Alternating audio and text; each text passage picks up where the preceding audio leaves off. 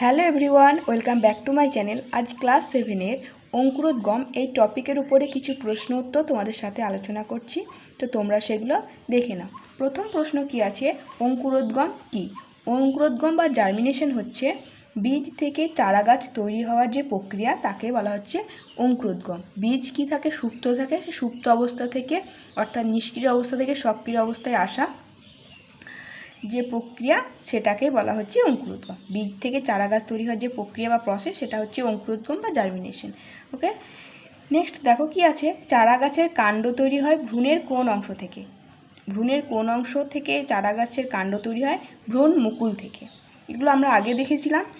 ভ্রূণের কোন অংশ থেকে চারা গাছের মূল সৃষ্টি হয়? এটা তৈরি হয় ভ্রূণমূল থেকে। ভ্রূণের যে ভ্রূণাক্ষ থাকে, ভ্রূণের অগ্রভাগটাকে ভ্রূণমুকুল আর নিম্নভাগটাকে বলা হয় ভ্রূণমূল। সেই ভ্রূণমূল থেকে মূল তৈরি হয়, মুকুল থেকে কাণ্ডটা তৈরি হয়।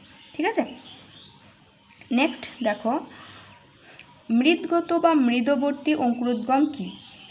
এটা উদাহরণ দাও। এটা হচ্ছে অঙ্কুরোদ্গমের একটা টাইপ। যে অঙ্কুরোদ্গমে কি হয়, যে অঙ্কুরোদ্গমে বীজপত্রটা বীজত্বকটাকে ফাটিয়ে বীজত্বকের মধ্যেই আবদ্ধ থাকে। যে অঙ্কুরোদ্গমে বীজপত্রটা বীজত্বকের মধ্যেই আবদ্ধ থাকে, কখনোই মাটি ছেড়ে উপরে উঠে আসে না, তাকে বলা হয় মৃদবর্তী অঙ্কুরোদ্গম বা মৃদগত অঙ্কুরোদ্গম। ঠিক আছে, মাটিতে থাকে। ধরো এরকম একটা বীজ আছে, সে বীজের ওপরে কি থাকে? খোসা বলে যেটাকে, সেটা হচ্ছে বীজত্বক। সে বীজত্বকের ভিতরে থাকে বীজপত্র।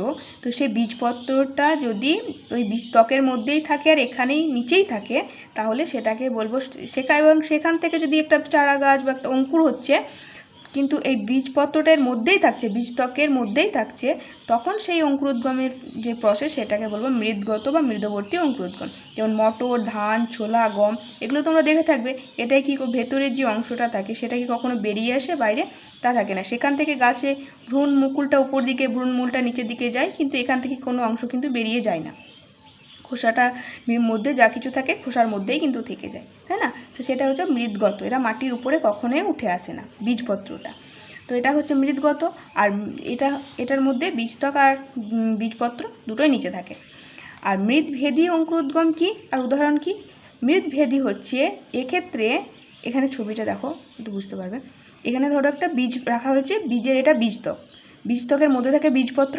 সেই বীজপত্রটা যখন ভ্রূণ মুকুলটা বড় হচ্ছে, তখন বীজপত্রটা কিন্তু এই ভ্রূণ মুকুলের সঙ্গেই উপর দিকে উঠে যাচ্ছে।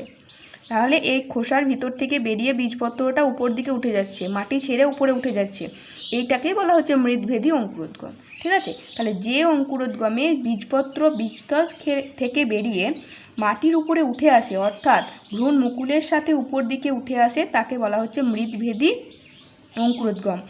বোঝা গেল? তাহলে মাটি ছেড়ে উপর দিকে উঠে আসছে, খোসাটা এখানে পড়ে থাকছে, কিন্তু খোসার ভিতরে থাকা বীজপত্রটা এই ভ্রূণ মুকুলের সঙ্গে উপর দিকে উঠে আসছে। ঠিক আছে, তাহলে সেই ধরনের যে অঙ্কুরোদ্গম ঘটে, সেক্ষেত্রে বলা হবে, সেটাকে বলবো আমরা মৃদভেদী অঙ্কুরোদ্গম। সেক্ষেত্রে কোনগুলো উদ্ভিদ? যেমন কুমড়ো, তেঁতুল, এই উদ্ভিদগুলোর ক্ষেত্রে কিন্তু এই মৃদভেদী অঙ্কুরোদ্গম দেখা যায়। তেঁতুলের ক্ষেত্রে খুবই সুন্দর বোঝা যায়, তোমরা এটা দেখে থাকবে।